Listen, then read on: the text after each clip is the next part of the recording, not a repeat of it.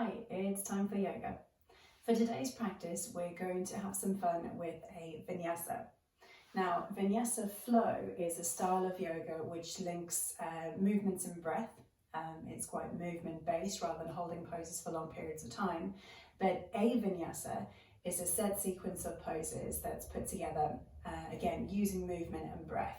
So we're going to go through the options. It's really good for building strength both in your upper body, your core, and through your legs because there's a degree of control involved. But the great thing about it is that there are so many options and variations, so you can really make it your own. We're going to start in tabletop. We'll do a little bit of mobilization for the spine and warm up for the wrists, and then I'll start talking you through the options. So when you're ready, come down to your mat. In your tabletop, your shoulders are over your wrists and your wrists are shoulder distance apart. Your hips are over your knees and your knees are hip distance apart. We're going to take a gentle rock forwards and backwards. So moving the hips over the knees and the shoulders over the hands. But as you do this, think about drawing your belly button in and up. So you've got firmness through your middle and your back stays reasonably flat. Then we're going to pause with the shoulders over the wrists. Now allowing the belly to drop as we breathe in, looking ahead, tailbone rises, feeling the stretch in the front of the body. And then as you breathe out, think about pushing the ground away. Tuck your tailbone, you're looking towards your belly button as your head drops. Let's take 2 more. Breathe in, belly lowers, front of the body stretches, we look up. Breathing out, round in the back, tucking the chin, tucking the tailbone. Last one. Breathe in, stretch, lift and lengthen. Breathe out, round the back and squeeze. All right, neutral spine. Let's take a little bit of movement with your fingertips pointing to the outer edges of the mat. And here you can again rock forwards and backwards, warming up the wrists. If it's comfortable, turn your, your toes, turn your fingertips towards your knees and rock forwards and backwards. But you can modify the range if that doesn't feel comfortable. And then turn your fingertips all the way in towards the midline. So your fingertips are pointing towards each other as you rock forwards and backwards. Okay. Lastly, turn palms facing up. I like to do this just one at a time to stretch through the back of the wrists. Reset the fingertips to face the front of the mat as you do the same with the other hand. Gently stretching, palm up, and then fingertips to the front of the mat. Okay, so we begin our Vinyasa in a plank. So you're going to tuck your toes here, lifting through the heels, lifting the knees, and the body should be in a long line. Shoulders over the wrists, and we're drawing the belly button in. The first option that you have is, as we make our way down towards the mat, is whether you stay on your toes or you lower to your knees. If you're on your toes, you're going to take a little rock forward as you bend your elbows, pull them behind you, and try and let the belly and hips drop down at the same time. If you're choosing to do this on your knees, same thing, rock forward, knees lower, elbows pull behind you, try and control your descent.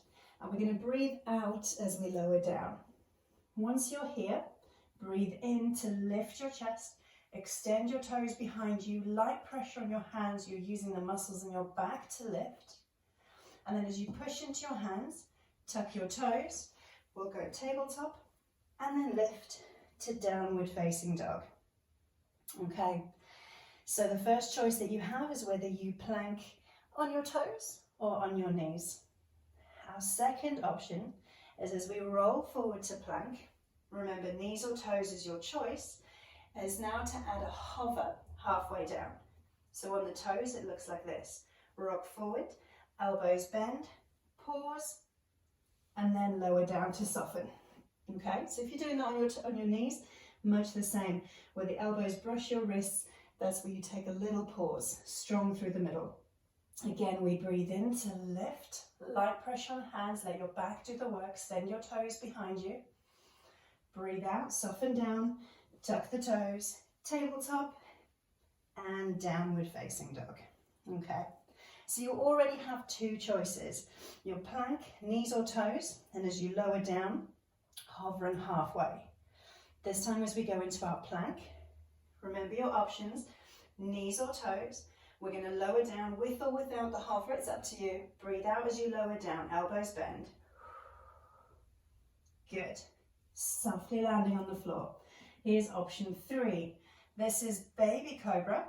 If you're looking for a bigger back bend, push your way a little stronger so the arms start to come straight. Just watch out for sinking into your shoulders. Imagine you're pulling your chest forward, elbows behind you, hip bones forward, and the chin is parallel with the ground. So as you lift, take a breath in. 3 options here. We're gently going to exhale, soften down, tuck the toes, tabletop, and downward facing dog. So 3 options for you already. Okay, let me show you another one. Rock forwards to plank, draw the belly button in. We're going to get ready to lower to the floor, knees or toes. Pause halfway or lower all the way down, but if you pause, you can come straight into upward facing dog. So it's like cobra with a back bend, but the hands are a little closer to your hips, and your hips and knees are off the floor. Again, we're not sinking into the shoulders. The body is lifted as we lengthen. And then as we breathe out, soften down, tuck your toes, tabletop, and downward facing dog. Okay, last option for you. So big breath in as we roll forward, plank, knees or toes. We're going to lower down. Pause halfway or lower all the way. If you pause, you can come into your upward facing dog. Otherwise, there's cobra or baby cobra. Now the last option here is I'm going to zip up tight with my belly button.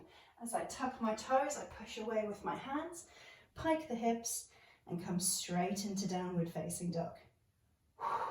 Plenty of options. Okay, let's pause in our downward facing dog. We're going to take 3 big breaths here. So as you fill up, your lungs will lift. Breathe out, let it go. Maybe the heels sink a little bit lower. Let's breathe in again. Big inhale. And exhale. Soften down. 1 more. Breathe in. Let it go. Okay. So lots of choices through your vinyasa. This time we're going to focus more on breathing. So let's take a breath in. We'll roll to plank. Breathe out to lower down, your choice. Exhale. Breathe in to lift. And breathe out. Exhale, downward facing dog. Okay, so softer variations with the breath. Breathing in plank. Lowering to the knees. Exhale, elbows bend all the way down. Breathe in, lift. Baby cobra or cobra. And breathing out, tuck the toes, tabletop, and lift. Push back. Okay, 3 big breaths here. As you breathe, you might notice your heart rate now, the heart pumping the blood around your body. You might feel it in your chest. 3rd big breath.